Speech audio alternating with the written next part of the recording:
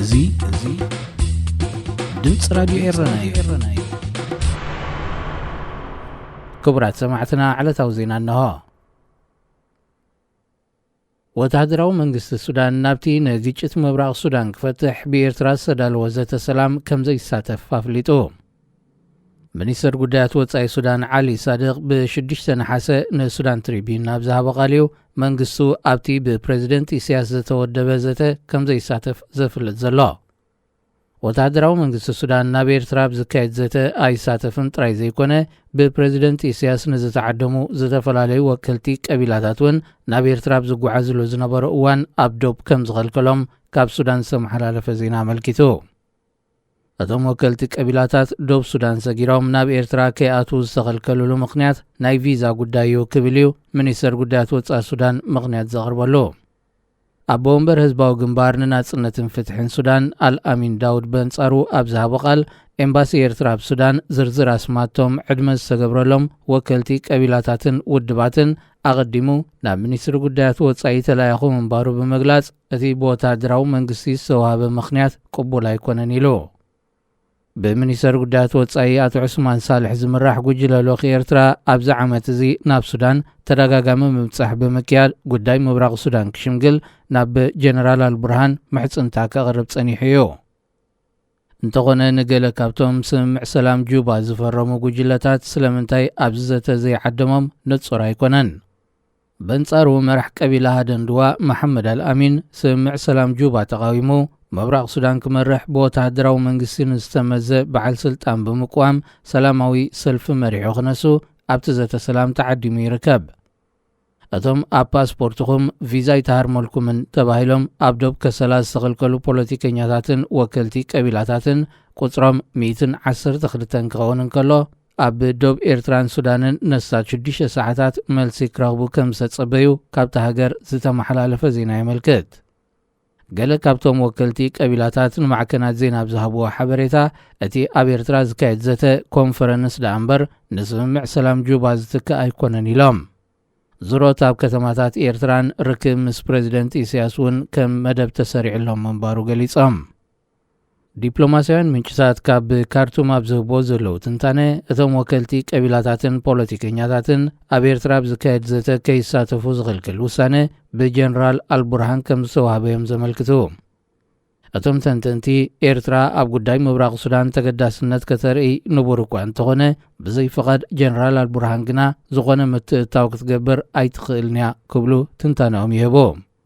ብወገን መንግስቲ ኤርትራ እዚ ዜና ናብ ስቱድዮ ክሳብ ዝኣተወሉ ሰዓት ብዛዕባ እዚ ጉዳይ ዝኾነ መግለጺ ይተዋህበን። ሰራዊት ኢትዮጵያ ልዕሊ 800 ኣባላት አሸባብ ቀቲሉ ክብል ላዕለዋይ በዓል ስልጣን ሰራዊት ጀነራል ተስፋዬ ኣያሌው ገሊጹ።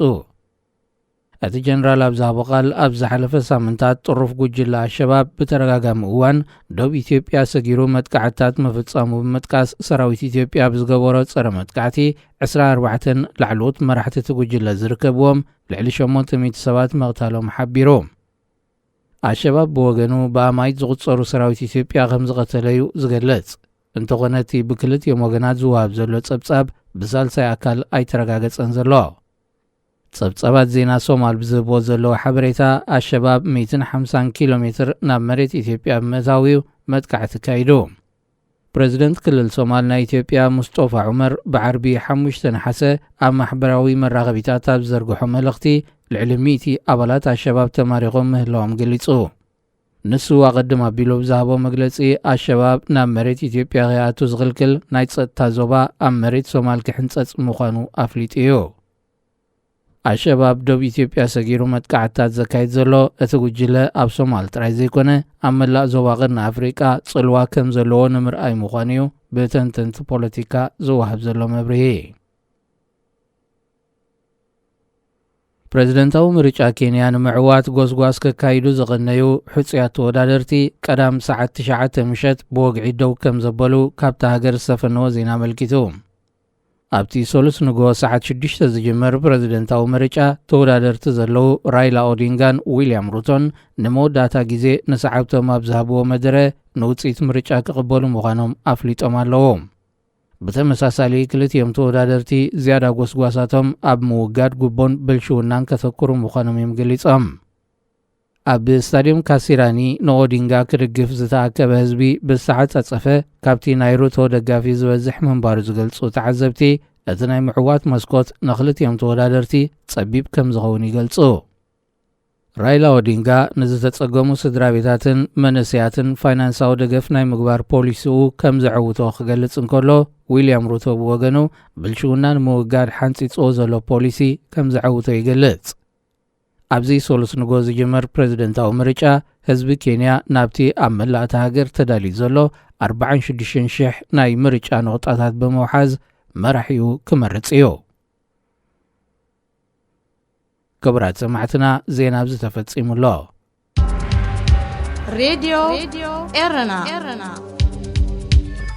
ኤረና ካብ ከተማ ፓሪስ ዝመሓላለፍ ብኤርትራውያን ጋዜጠኛታት ዝዳሎ ነፃ ሬድዮ እዩ።